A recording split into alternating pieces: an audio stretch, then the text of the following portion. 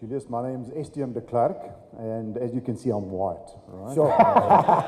So you have to appreciate it takes a bit of courage to stand up here and ask you a question, because the impression certainly that you create is that white South Africans, irrespective of how long they have been in this country, are in fact not South Africans and are imposters and should not be part of this economy and should not be South African per se.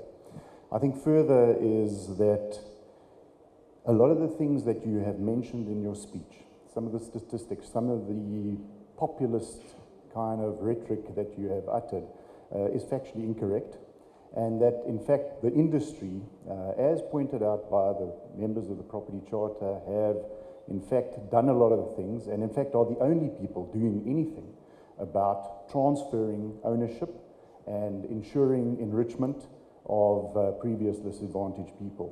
And the question I actually have is what are you going to do, and the people that work with you, to educate yourself around the economic fundamentals? And we appreciate that there are certain subtle differences, but there are certain realities in driving an economy, in financing certain developments, and ensuring success of an economy collectively. And trust me, you do not get a bigger property bull and a bigger South African supporter than me here. I'm a Dutchie, I'm in South Africa, I can't go anywhere.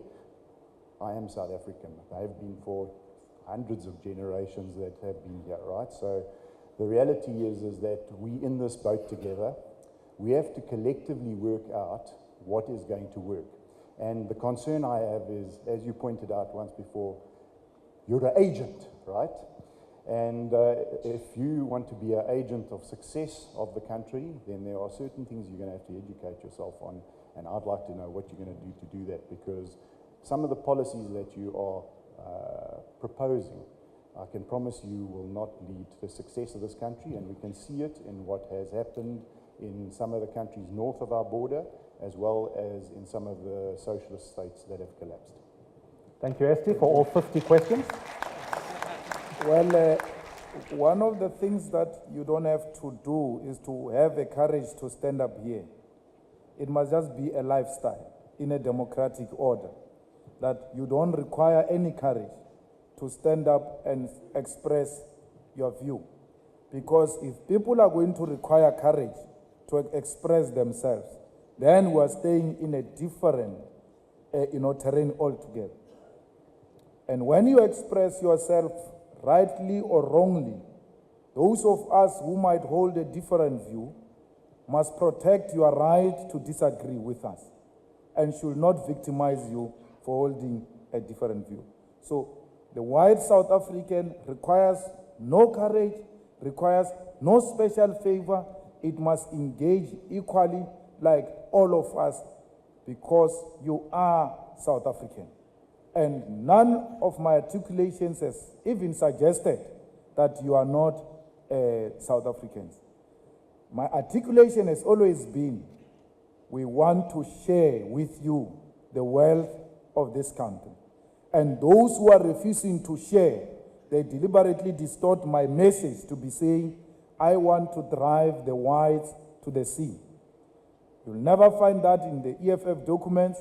You'll never find that in the EFF rhetorics or articulation.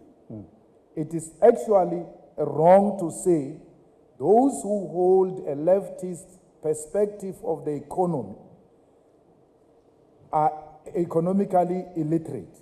They must therefore educate themselves about how the economy works, because by saying to us, when we hold a leftist perspective, we have to be educated on how the economy works. You want us to agree with a capitalist mode of operation. And we know it very well, we do not agree with it. You can go and point me Zimbabwe, you can go and point me Venezuela. I wish you to point me the countries in Africa where capitalism has succeeded. Show me the success of capitalism. If you criticize what I say it will work, then you must give me that capitalism as an alternative has worked in these other areas. The corruption we see in Africa is not as a result of a socialist policy. It is a capitalist policies that are being implemented in these African failed states. Some of the violence we see, some of the blood we see are actually sponsored by multinational companies, so that there is lawlessness, and when there is lawlessness, I can always continue to take diamond and gold without having to pay any taxes. So it makes me to maximize profit even when it is at the expense of the poor people in Africa. Look at what we say. When we speak nationalization in the EFF, we're not talking about nationalizing ABSA and taking ABSA from Maria Ramos and the Rupert. No. Our nationalization is, let us establish a state-owned bank which will have a full banking license, which will compete with the 4 or 5 banks in South Africa, but our bank must be made differently. It must provide facilities to our people in the property industry with a reasonable interest, and not like these others who just make it impossible to have access to finance and all that. Let's have a state-owned bank which will say, here is a white chap who wants to continue buying the next building next door, and he needs finance, and there is a black chap here who needs finance to buy the same building. We will give this black chap a preference to buy that building. Why? There must be a deliberate attempt to empower black people, because it was a deliberate action to exclude them. And without a deliberate attempt, they will never make it.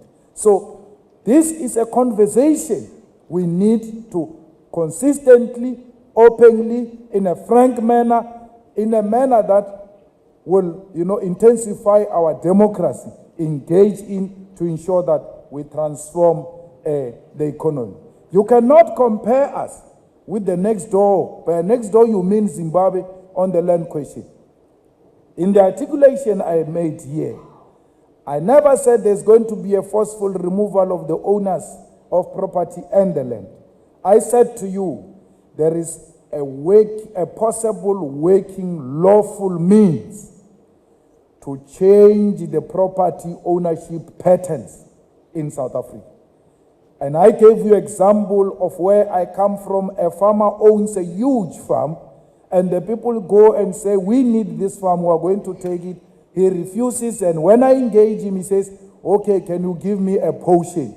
And then you guys take a portion without a single drop of blood. You here, you just need a little bit of a push. And that's what we are doing. We are pushing you to release some of these things. When you say to me, statistics show that in the property industry you have done something, I ask you to come and stand here and look at the audience and tell me if your stat is right. Because the stat is just in this room here. Look at how many white people are here, and if this is a reflection of true demographics of South Africa. I think from just looking at these people, you will change your statistics. Thank you very much.